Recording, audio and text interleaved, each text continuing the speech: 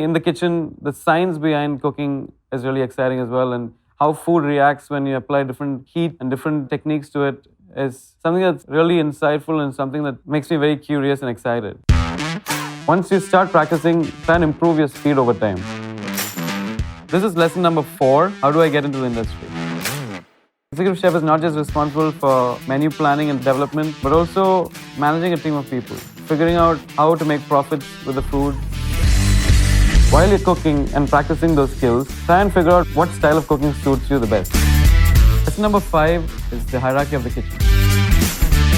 You need to be okay in dealing with pressure and be okay in giving up a lot of things along the way to focus on your career at hand. But understand and realize that you're working towards an end goal of climbing up that ladder and becoming an executive chef someday.